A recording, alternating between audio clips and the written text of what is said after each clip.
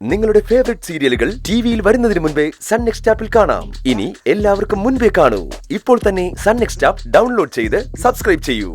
പാർവതി, അനുവദിച്ചു കൊടുത്താലേ നമ്മൾ പിന്നെ മുത്തശ്ശിയാണെന്നോ അമ്മയാണെന്നും പറയുന്നതിൽ എന്താ അർത്ഥം? ഞാൻ സമ്മതിക്കുമെന്ന് അമ്മയ്ക്ക് തോന്നുന്നുണ്ടോ? വക്കീലല്ല, ആര് ധൈര്യം കൊടുത്താലും ഈ വീട്ടില് ഞാൻ പറയുന്നതേ നടക്കൂ. ഇപ്പോഴത്തെ സാഹചര്യത്തിലെ ഒരു വഴക്കിന് പോവാതിരിക്കുന്നതാ നല്ലത്. അവൾ ഇടം തിരിഞ്ഞു നിൽക്കുന്ന സമയമാണെന്ന് തോന്നുന്നു. അമ്മയ്ക്ക് പേടിയുണ്ടോ? പേടിയൊന്നുമല്ല. അവളെ അങ്ങോട്ട് എന്തെങ്കിലും പറയുമ്പോ ഇത്രയും കാലം നമ്മളോട് തിരിച്ചൊന്നും പറയില്ലായിരുന്നല്ലോ. ആദ്യമായിട്ട് അവൾ ഇങ്ങനെ പെരുമാറുന്നേ. ഇനിയിപ്പോ ഇതേ നിലപാട് അവൾക്കെങ്കിൽ നമ്മൾ എന്തോ ചെയ്യും? അമ്മ എന്റെ കൂടെ നിൽക്കാമോ? ഞാൻ നിന്റെ കൂടെ ആണല്ലോ.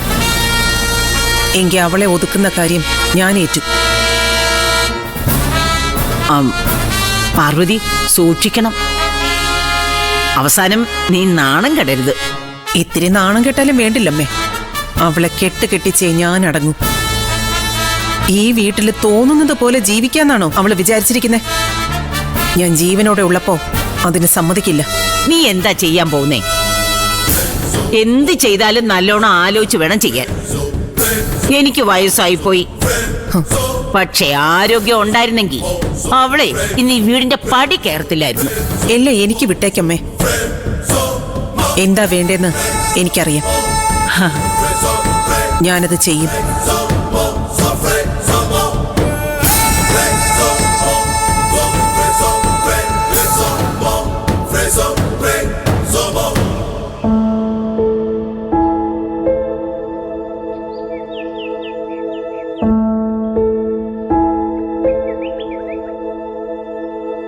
അച്ഛാ,